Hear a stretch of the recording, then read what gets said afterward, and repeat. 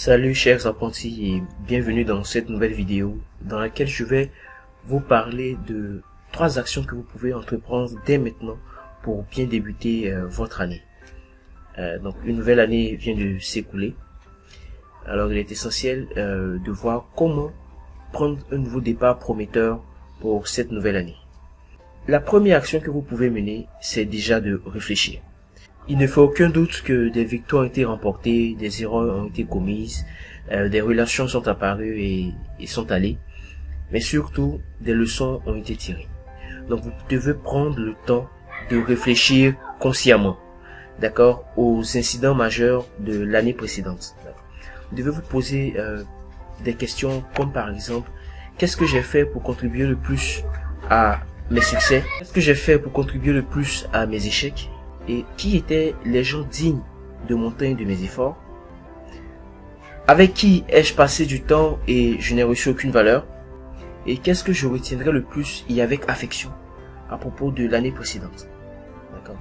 Donc en vous posant toutes ces questions, non seulement vous aurez de quoi être fier de l'année écoulée, mais aussi vous verrez les objectifs que vous n'avez pas pu atteindre et ainsi vous saurez quoi faire pour la nouvelle année. Cela va vous éviter de perdre du temps en vous lançant inconsciemment dans des choses qui n'ont aucune valeur.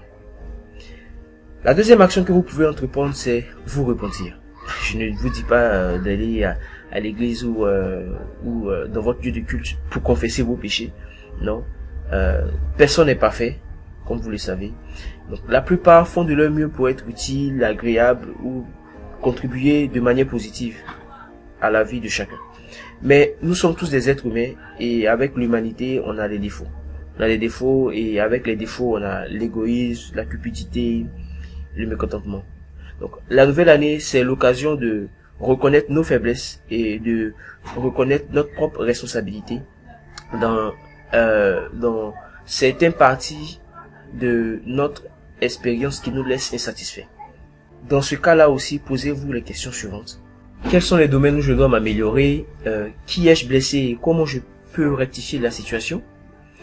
Qui et quoi sont vraiment importants et dignes de mon attention pour la nouvelle année? Donc posez-vous ces questions et vous allez voir qu'il y a certains domaines que vous devez travailler et d'autres dans lesquels vous devez persévérer. La troisième et dernière action que je vous encourage à faire, c'est de vous renouveler. C'est-à-dire que vous devez dégager de votre esprit et de votre cœur tous les poids inutiles qui vont vous empêcher de vous concentrer sur le chemin à parcourir. D'accord, c'est le moment de prendre des engagements que vous allez tenir. Pas de promesses vides. Soyez la personne que vous souhaitez vraiment être.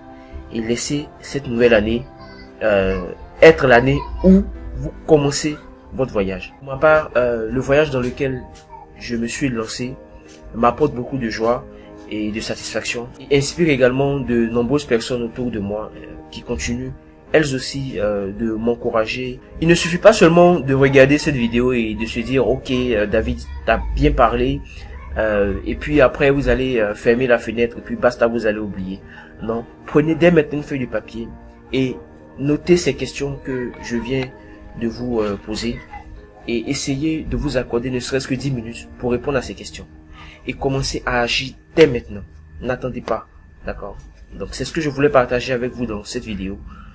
Et si vous avez aimé, que vous pensez que cette vidéo pourrait être utile à un de vos amis ou à un de vos proches, laissez un pouce et partagez la vidéo. Vous pouvez également regarder la vidéo en complément. Vous pouvez également vous abonner à la chaîne en cliquant sur la photo qui va apparaître quelque part ici sur l'écran. Surtout n'oubliez pas, apprenez toujours. Ciao.